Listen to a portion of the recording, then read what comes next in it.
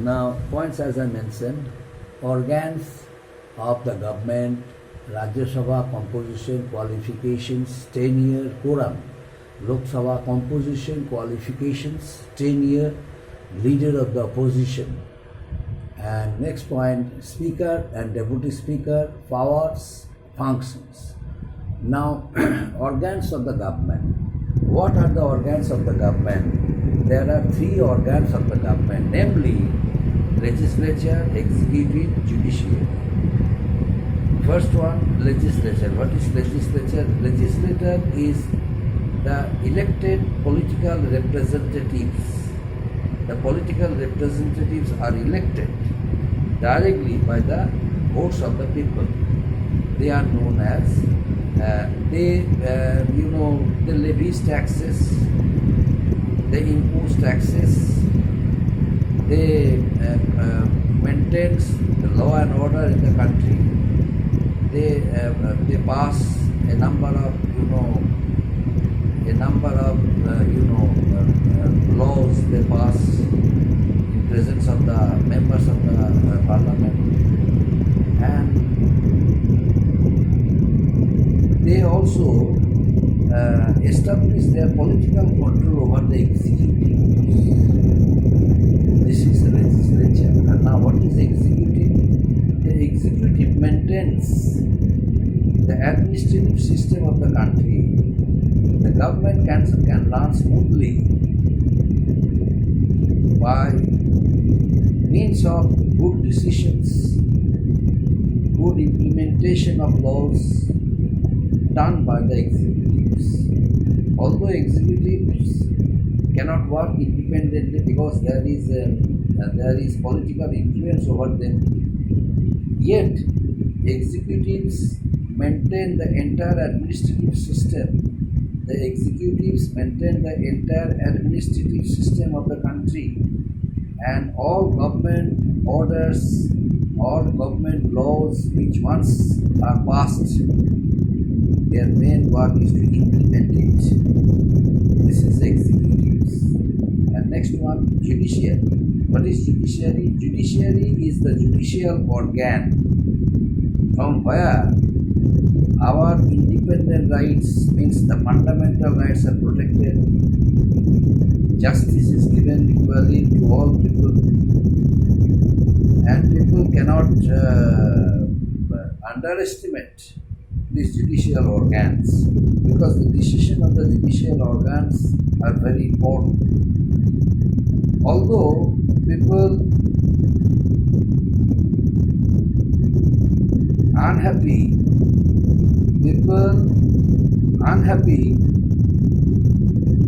for being misjudged by the lower courts can go to the higher courts. Higher courts means High Court and Supreme Court. But maximum they can go to the Supreme Court, because Supreme Court is the judicial organ of the country and its decision is final, and no one can challenge the decision of the Supreme Court. But these are the most important works of the judicial organs, means judiciary. Moreover, judiciary interprets the laws of the countries. Judiciary formulates various kinds of articles while giving verdicts.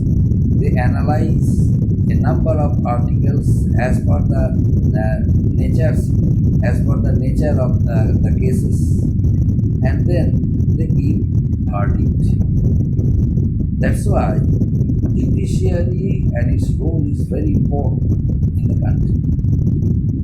And legislature can influence over executive, but judiciary cannot be influenced by any organ, neither by legislature nor by the executive. These independent rights help the entire system work smoothly. That's why judiciary is one of the most important organ can work independently. So these are the three organs of the government. Next, Rajya Sabha. What is Rajya Sabha?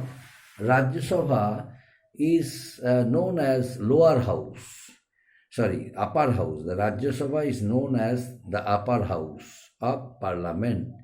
And another name of the Rajya Sabha is there. What is it? This is the Council of States. And how many members are there in the Rajya Sabha? There are 250 members. There are 250 members in the Rajya Sabha who are elected indirectly. 238 members are elected and 12 members are nominated. 238 members are elected from 28 states and 9 union territories, including the Union Capital Region. And 12 members are nominated by the President of India under the recommendations and advice of the Prime Minister. They are recommended by the President on the advice of the President from different fields, and from the fields of literature, sports, and film, social service. So distinguished people who contributed a lot in their respective fields. Generally, they are nominated by the Prime Minister, and according to that list, they are chosen by the Prime Minister, and according to that very list of the Prime Minister, the President nominates them in the Rajya Sabha. So this is about Rajya Sabha. Now, what is about the composition of the Rajya Sabha? Rajya Sabha can be there are two categories of members in the Rajya Sabha. In the Rajya Sabha, there are two categories of members, elected members and nominated members, as I mentioned earlier. Elected members are the representatives of the states and union territories, and nominated members are chosen by the Prime Minister from different fields like social service, economics, literature, sports, and film. So they are nominated by the Prime Minister of India, and they are chosen by the Prime Minister of India, and as per the advice and recommendation of the Prime Minister, the President nominates them in the Rajya Sabha. So these 12 members are, but out of 250 members,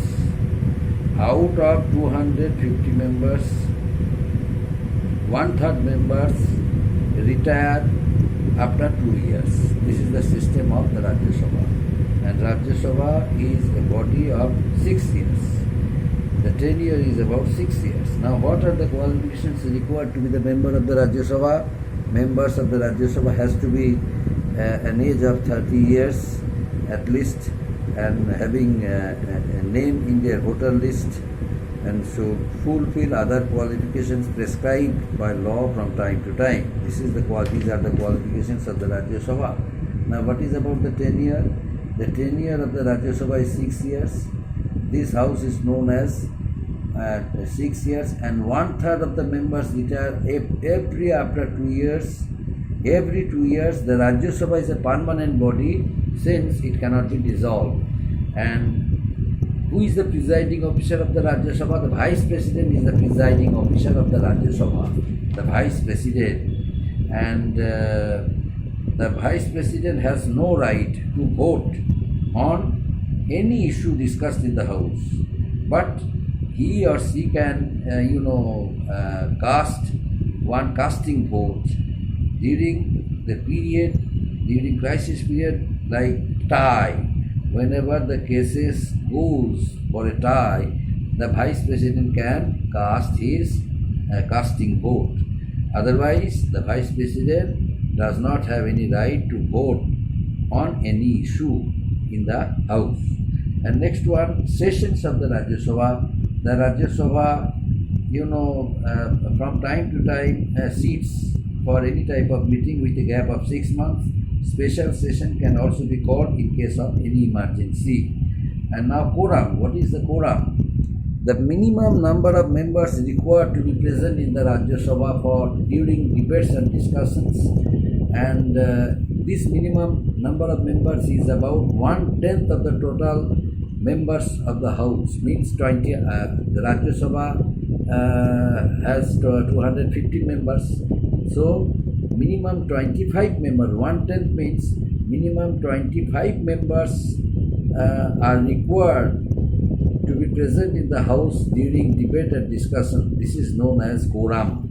And next one, Lok Sabha. Lok Sabha is the lower house of the parliament. Members are elected directly by the votes of the people after every 5 years. Now composition. The members in the house are chosen general elections. During general elections, these members are elected directly elected by the people. Prime Minister is the leader of the house.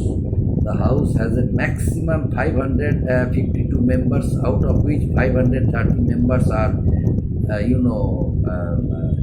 the represent from different 530 members represent from different states of India, and 20 members represents from the Union territories, and 2 members are nominated by the President from the Anglo-Indian community. So in total, how many members are there in the Lok Sabha? 552 members are there in the Lok Sabha. Out of 552, 530 members are elected from from different states of India, and 20 members are elected from the Union territories. So 530 plus 20, 550, and 2 members are nominated by the President from the Anglo-Indian community.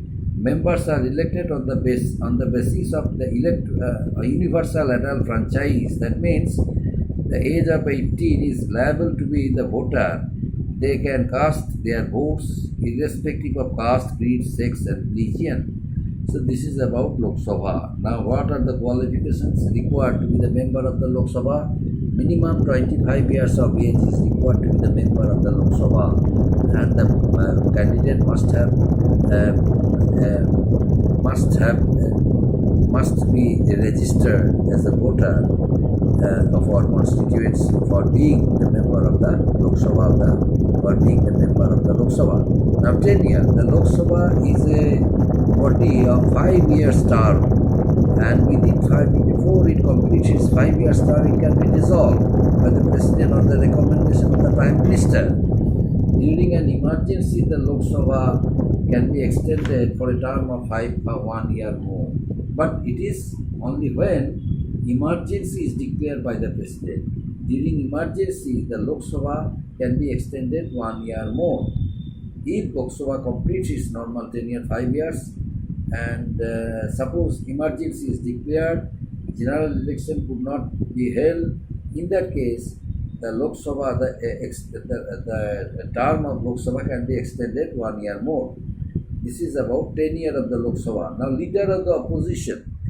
The leader of the second largest political party. The leader of the opposition is the leader of the second largest political party.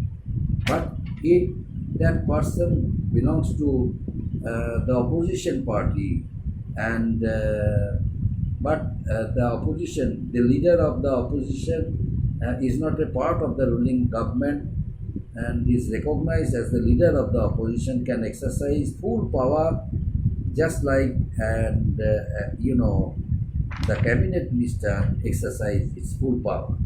Now, speaker and deputy speaker. The speaker is elected from amongst the members of the parliament during when the first session is held after general election, and the speaker presides over the meetings. Deputy speaker this post is created in order to assist the work of the speaker, and the deputy speaker also is elected from amongst the members of the House of Parliament, and the deputy speaker presides over the meeting in absence of the speaker. And now, what are the powers and functions of the speaker? The speaker regulates the proceedings and debates of the House. The speaker decides whether a bill is a money bill or an ordinary bill. The Speaker maintains law and order in the House. The Speaker can adjourn the House. The Speaker can disqualify any member under anti-defection law. So these are the power and functions of the Speaker. Now powers and functions of the Indian Parliament. Now legislative powers. The Parliament can make laws on 97 subjects on the Union list and 47 subjects in the concurrent list. 97 subjects in the Union list and 47 subjects in the concurrent list. On a subject in the concurrent list, both the Parliament and the state can make laws, but the law of Parliament suppresses the law of the state legislature. This establishes the superiority of the Parliament over the state legislatures. The Parliament has the residuary power to make laws. It can make laws on the subject which is neither in the Union list nor in the state list or the concurrent list. So this is known as residuary power. The residuary power is an independent power of the Parliament. The Parliament can exercise it. Parliament can make any type of law. The law which is not mentioned in the concurrent list, neither in the concurrent nor Union nor state. So in that case, the Parliament can exercise its full power in passing any type of law. So this is known as residuary power of the Parliament. And next one, financial powers. The national finances are managed by the Lok Sabha. It passes annual budget for the financial year, and this is passed in the House of Parliament, means in the Lok Sabha. But Rajya Sabha cannot interrupt the way of passing the budget. What the Rajya Sabha can do is can interrupt the way maximum for 14 days, and as soon as 14 days gets over, the Rajya Sabha has to get back the bill, get back it with recommendations or changes, but it can be accepted or cannot be accepted by the Lok Sabha. This is financial powers of the Lok Sabha. And control over executive, Prime Minister and the Council of Ministers can remain in office until till they enjoy the confidence of the Lok Sabha. They can be questioned by the Parliament about the policies of the government, and in that case, the respective ministers have to answer the questions of the members of the Parliament in front of the Speaker. In order to consider that matter a matter of confidence of the House, that's why each and every member has to bring necessary statistics with them so that they can answer any type of questions raised by the member of Parliament. And next one, constituent functions. Under Article 368, amendment of the Constitution can be done, and it needs to be passed by both the houses by a simple majority of by 2/3 majority of the House in some specific cases. That's why Article 368 is the Constitution of India. It gives priority to the Parliament to pass law, and it can be done only when the 2/3 majority of the House support the bill before amendment.